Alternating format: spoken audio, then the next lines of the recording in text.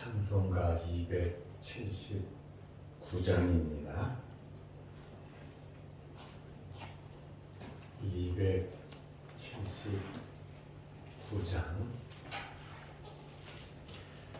인내하신 곳에 주여 내가 비오니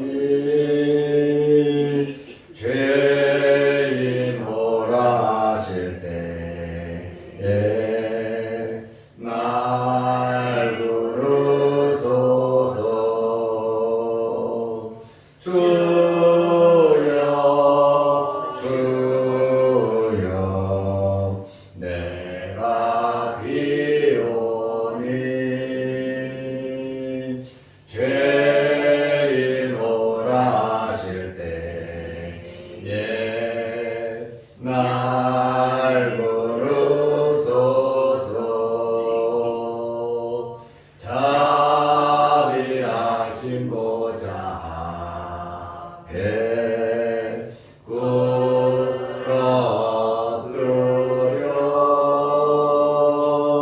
자복하고 회개하니 믿음 주소서. 주여 주여 내가 비오니 죄인 오라 하실 때에 날 부르소서. 주의 공로 의지하여 주께 가오니 상한 마음을 고치시고 구원하소서. 주여 주여 내가 비오니 죄인 오라 하실 때에 날 부르소서. 만복 근원 우리 주여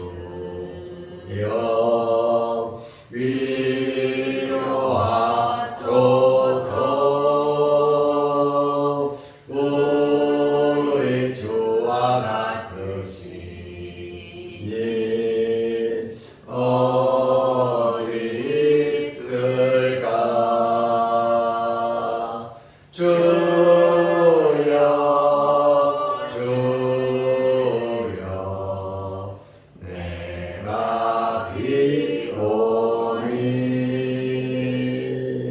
죄인 오라 하실 때에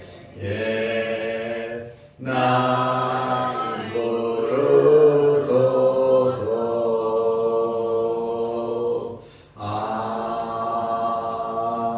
아멘.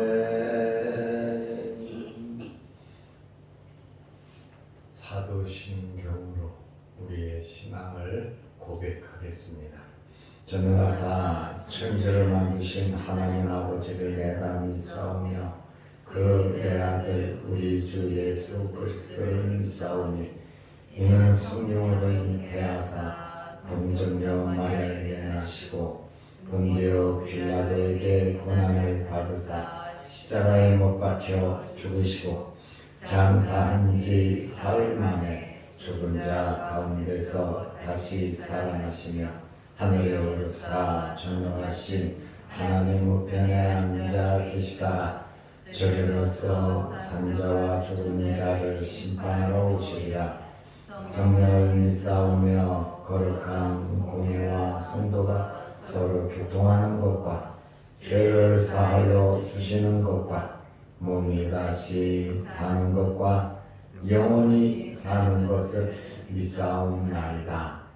아멘. 하나님의 말씀 마태복음 2장 13절에서 15절 말씀까지 보겠습니다. 마태복음 2장 13절에서 15절 말씀까지입니다. 그들이 떠난 후에 주의 사자가 요셉에게 현몽하여 이르되 헤롯이 아기를 찾아 죽이려 하니 일어나 아기와 그의 어머니를 데리고 애국으로 피하여 내가 네게 이르기까지 거기 있으라 하시니 요셉이 일어나서 밤에 아기와 그의 어머니를 데리고 애국으로 떠나가 헤롯이 죽기까지 거기 있었으니 이는 주께서 선지자를 통하여 말씀하신 바 애굽으로부터 내 아들을 불렀다 함을 이루려 하심이라. 아멘. 오늘은 아기 예수님께서 애굽으로 피난을 가신 내용의 말씀입니다. 예수님께서는 유대인의 왕으로 오셨는데 이방 땅 애굽으로 급하게 피하는 비운을 맞이하셨습니다. 왜 예수님께서 애굽으로 피난을 가셨습니까? 13절 말씀에 보면 동방 박사들이 떠난 후에 주의 사자가 요셉에게 현몽하여 이르되 헤롯이 아기를 찾아 죽이려 하니 일어나 아기와 그의 어머니를 데리고 애굽으로 피하여 내가 네게 이르기까지 거기 있으라 하시니 주의 사자가 현몽하여 계시했다라는 말입니다. 주의 사자가 요셉에게 가르쳐 주었습니다. 주의 사자가 요셉에게 나타난 것은 지금 두 번째 나타났습니다. 첫 번째는 마리아가 임신한 사실을 알고 아내로 맞이하기를 두려워할 때에 요셉에게 주의 사자가 첫 번째로 나타났습니다. 주의 사자가 현몽하여 이르되 내 아내 마리아 데려오기를 무서워하지 말라. 그에게 잉태된 자는 성령으로 된 것이라 하면서 첫 번째 요셉에게 주의 사자가 나타나서 마리아를 데려오라고 말을 했습니다. 이제 두 번째는 헤롯이 아이를 찾아 죽이려고 하니 애굽으로 피하라고 하는 그러한 말씀이었습니다. 원래 성경에 보면 애굽을 의지하지 말고 애굽의 도움을 구하려 하는 자는 화가 있다고 이사야 31장 1절에 말씀하고 있습니다. 그래서 애굽을 의지하지 말고 애굽의 도움을 구하지 말라고 이사야 선지자는 외쳤습니다. 왜냐하면 이사야 36장 6절 말씀에 보면 애굽은 상한 갈대 지팡이이기 때문에 하나님께 기도하고 하나님을 의지해야지 내가 살려고 나라를 구하려고 국방을 튼튼히 하려고 하나님 의지하지 않고 하나님께 기도하지 않고 애굽을 의지하고 애굽으로 내려가면 재앙이 있고 화가 있다고 이사야 30장에서도 말씀하고 있습니다. 애굽을 의지해서 예수님이 내려간 거 아닙니다. 애굽에 가서 잘 살려고 내려가신 것도 아닙니다. 애굽에 내려간 것은 주의 사자의 지시에 의해서 하나님의 허락에 의해서 애굽에 내려갔습니다. 옛날에 아브라함은 기근이 들었을 때 기도도 하지 아니하고 애굽으로 내려갔다가 엄청난 어려운 일을 당했습니다. 아내를 빼앗길 뻔했고 죽임을 당할 뻔했습니다. 중요한 것은 무엇이냐? 애굽을 의지해서 나를 위해서 애굽에 내려가는 것은 문제이지만 하나님의 허락을 받아 애굽에 내려가는 것은 안전하다는 겁니다. 그래서 우리의 삶은 똑같은 삶이라 할지라도 하나님을 의지하면서 하나님께 기도하면서 하나님의 말씀을 붙잡고 살아가는 것은 안전하지만 세상을 의지하고 세상을 따라가고 세상적인 방법을 가지고 내가 살려고 하나님 없이 살려고 세상으로 내려가면 그것은 위험하다는 거예요. 아브라함이 기근 때문에 애굽에 내려갔다가 아주 혼쭐 났습니다. 야곱은 어떻습니까? 애굽에 내려갔지요. 야곱이 내려감으로 말미암아 430년 동안 하나님의 말씀을 이루는 큰 역사를 이룬 것을 우리는 잘 압니다. 이방의 객이 되어 자손 4대 만에 돌아오리라 했습니다. 그런데 야곱은 요셉이 애굽의 총리로 되어 있고 가마까지 보내가지고 아버지를 모시고 오라고 했음에도 불구하고 야곱은 두려워했습니다.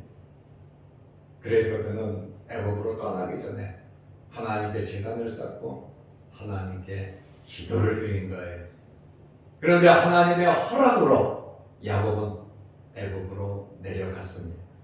똑같이 애굽에 내려가더라도 하나님의 뜻과 하나님의 경륜을 이루기 위해서 애굽에 내려가는 것과 내가 살려고 바벨론과 반대적인 바벨론이 우리를 괴롭히니까 애굽을 의지하고 애굽과 군사 동맹을 맺어서 애굽 사람의 힘을 빌려서 나라를 해방시키려고 하는 그것이 잘못됐다는 거다 그 말입니다.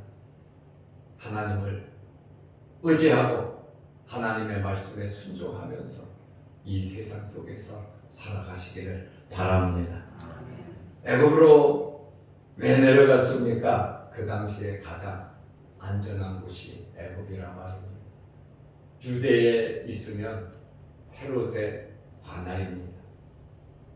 유대의 왕이 지금 대헤롯이란 말이에요.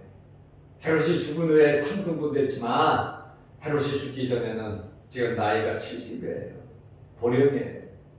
그래도 정치적인 야욕, 욕심이 있다 보니까 예수님을 잡아 죽이려고 했죠.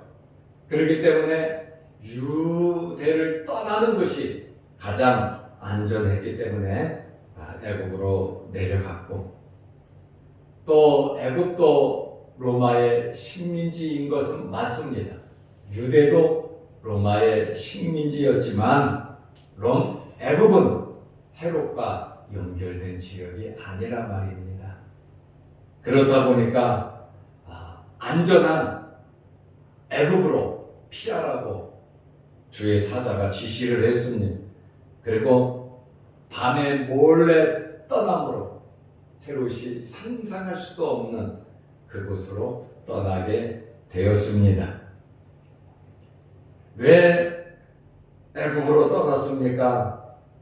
주의 사자가 가르쳐준 대로 헤롯이 아기를 찾아 죽이려 한다고 했어요. 찾는다고 하는 것은 쥐잡듯이 찾는 것을 의미합니다.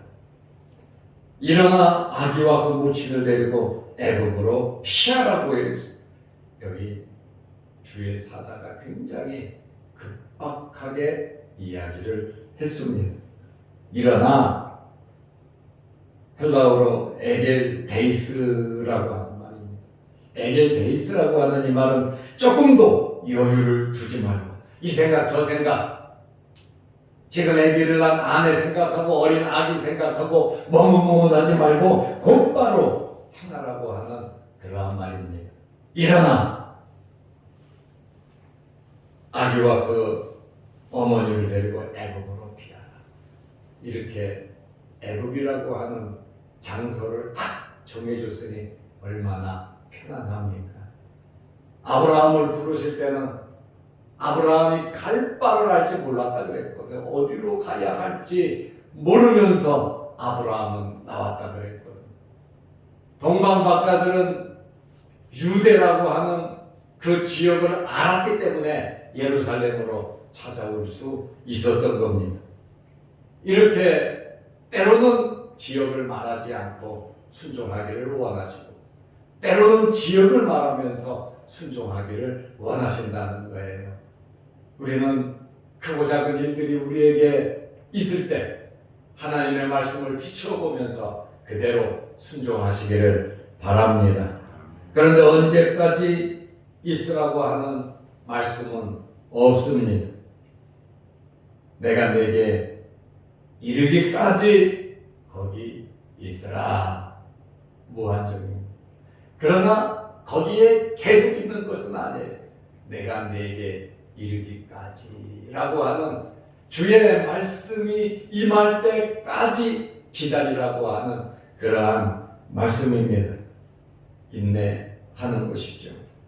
우리는 열심히 기도하고 하나님 말씀대로 충성하면서 살아가는데 우리의 일들이 이루어지지 않을 때가 참 많습니다.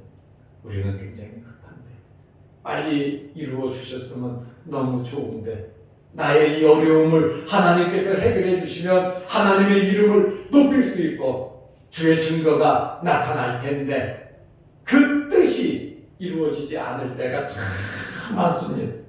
그래도 우리는 때가 되도록 인내하며 기다릴 줄 알아야 합니다. 이것이 바로 믿음이라고 하는 것입니다. 우리가 하나님의 시간에 맞추어야 합니다. 내 시간에 맞추어서 답답해하고 너무 안타까워하고 너무 힘들어 할 것이 아니라 아예 하나님의 시간에 맞추는 것이 가장 좋은 방법입니다. 베드로가 감옥에 갇혔는데요. 감옥에 갇혔는데 베드로가 잠을 자잖아요. 열심히 전도하고 무척 바빴어요. 기도하고 전도하고 주의 말씀을 전하느라 무척 힘들었어요. 그런데 베드로가 감옥에 갇혔어요. 그런데 그 감옥 속에서 얼마나 깊게 잠을 자는지 천사가 깨워가지고 끌고 나왔잖아요. 깊게 잠이 들었다는 이야기거든요. 이러한 편안함, 언제 죽을 줄 모르고 더 큰 위험이 기다리고 있지만 모든 것 다 하나님께 맡기고 보니까 그렇게 편안하다는 거예요. 예수님께서 배 위에서 풍랑이 일어나도 주무시는 그러한 편안함. 그러므로 크고 작은 답답하고 힘든 일이 있다 할지라도 하나님께서 하신다.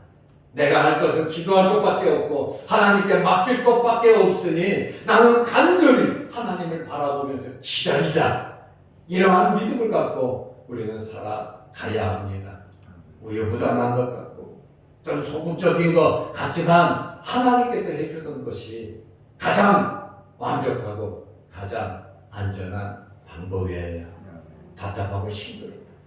좀 늦은 것 같아도 내가 지시할 때까지 기다리라. 지금 주의 사자가 그렇게 말을 하잖아요.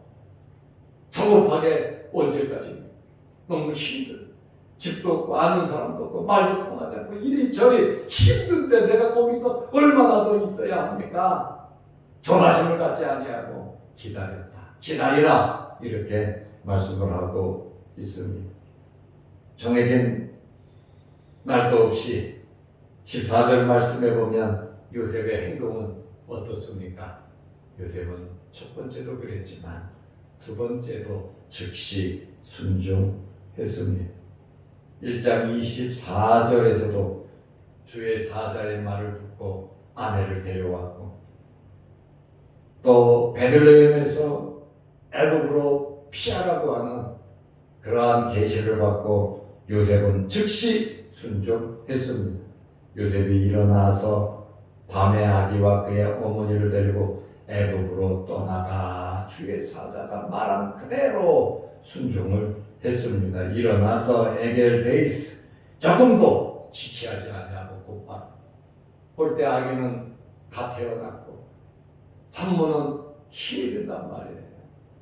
조금 있다가 하루 이틀 있다가 이것을 순종해야지, 그것이 아니라 주의 사자가 즉각적으로 순종하라고 했으니까, 일어나 가라고 했으니까 즉각적으로 밤에 움직였다라고 하는 그러한 말이에요. 애굽으로 내려갔습니다. 120km 정도 되는 거리입니다. 보통 건강한 사람이면 4일 정도면 갑니다. 그러나 학자들이 이야기를 하는 것은 한 보름 정도 아기가 어리고 아기를 갓 출산하고 움직이기가 힘들므로 한 보름 정도 걸렸을 것이라고 말을 합니다. 애굽에 내려가서 언제까지 있었습니까? 헤롯이 죽기까지 애굽에 있었습니다. 애굽에서 대헤롯이 죽기까지 있었는데, 헤롯이 죽으니까 올라가야지, 그게 아니에요. 주의 사자의 지시가 있어야 올라갈 수 있다라고 하는 그러한 말입니다. 마태복음 2장 15절에 헤롯이 죽기까지 거기 있었으니, 무언가 하나님께서 환경의 변화를 일으켜 주시거든요. 우리가 기도하면서 인내하고 참고 기다리다 보면 아무 일도 없는 것 같이 고통이 있고 아픔이 있는 것 같지만 하나님께서 움직이신다는 거예요. 내가 하는 것이 아니라 하나님께서 움직이시는데 헤롯이 죽었다는 거예요. 역사학자 요세푸스는 100년대 사람이에요. 역사학자 요세푸스가 헤롯이 어떻게 죽었냐? 추하고 심각한 질병으로 고생하다가 죽었다고 그의 책에 기록을 해 놓았습니다. 이 사람이 편안하게 죽을 수가 없겠죠. 예수님을 잡아 죽이려고 했을 뿐만 아니라 자기 아내도 죽이고 자기 아들들도 죽이고, 그 다음에 2살 아래의 아이들 수도 없이 사내 아이를 죽인 아주 원흉이라 말입니다. 이 사람이 잘 먹고 잘 살다가 편안하게 죽는다면 많은 사람들이 그럴 겁니다. 하나님의 공의가 어디 있냐고 그럴 겁니다. 그러나 여러분, 하나님의 공의는 그대로 이루어집니다. 아까 이세벨이 어떻게 죽었습니까? 바벨론 왕 느부갓네살이 어떻게 죽었습니까? 비참하게 미친놈처럼 길바닥을 뛰어다니다가 풀 뜯어먹고 살다가 정신병으로 죽었습니다. 하나님께 쓰임받아서 하나님께서 사용할 때 하나님께서 힘 주신 그대로 해야지, 내가 힘이 있다고 그것을 오버하고 자기가 해야 할 것 이상 하나님의 말씀을 오버하면 절대로 하나님께서 기뻐하시지 않는다라고 하는 그러한 말입니다. 믿는 사람이든 믿지 않는 사람이든 하나님의 말씀에 맞추어야 한다라고 하는 그러한 말입니다. 애굽 왕 바로도 비참하게 죽었어요. 헤롯도 비참하게 죽었어요. 죽기까지 거기 있었으니 얼마나 하나님께서 애굽에 있는 예수님에 대하여 관심을 가졌겠습니까? 하늘의 천부 천사들도 얼마나 예수 그리스도에 대해서 관심을 가졌겠습니까? 성자 하나님께서 하늘 보좌 버리시고 이 땅에 오셨는데 육신을 입고 유다인의 왕으로 그렇게 수없이 예언된 대로 유대 땅에 왔다가 유대인들 누구도 환영하지 않고 애굽으로 도망가야 하는 예수 그리스도에 대해서 하나님의 마음과 천군 천사들 또 성경을 예언했던 예언자들의 그런 마음이 어떠했겠냐, 그 말입니다. 이는 주께서 선지자를 통하여 말씀하신 바 애굽으로부터 내 아들을 불렀다 함을 이루려 하심이라. 모든 때는 하나님께서 만들어 주십니다. 우리는 믿고 기다리면 되는 것입니다. 이것이 가장 소극적인 것 같지만 믿고 기다리는 것이 가장 적극적인 방법입니다. 애고부지하지 말라. 애굽의 도움을 구하는 자들은 화가 있을 것이다. 이사야 31장 1절 말씀입니다. 바벨론의 침략으로 인해서 이스라엘은 풍전등화 같은 위기를 맞았어요. 이때에 하나님을 의지하고 하나님께 기도하면 되거든요. 회개운동을 하면 되거든요. 그런데 애굽을 의지하고 애굽과 동맹을 맺고 하나님의 뜻과 저버려서 애굽에 가서 말을 수입해오고 이렇게 하나님의 뜻과 반대되는 인간적인 생각으로 힘을 얻어서 바벨론을 물리치려고 하니까 망한 겁니다. 그러므로 모든 때는 하나님께서 만들어 가시기 때문에 하나님을 바라보는 것이, 기도하고 기다리는 것이 가장 적극적인 방법입니다. 어려운 일이 우리에게 있다 할지라도 우리가 최선을 다해야 하는데 그것은 하나님을 믿고 하나님을 의지하고 하나님의 역사를 기다리는 것입니다. 마태는 이 사건을 통해서 호세아 11장 1절 말씀, 내가 사랑하여 내 아들을 애굽에서 불러내거늘, 이러한 호세아 11장 1절 말씀의 예언이 그대로 이루어진 사실을 마태는 또 기록을 하고 있습니다. 하나님의 말씀이 그대로 이루어지고 하나님의 뜻이 그대로 실천돼가는 이러한 말씀을 볼 때에 내 생각에 어렵고 힘들더라도 요셉이 지금 두 번째 순종을 하고 있잖아요. 내가 지킬 수 있는, 내 생각으로는 도저히 불가능한 일이라 할지라도 하나님의 말씀이면 앞세우시기 바랍니다.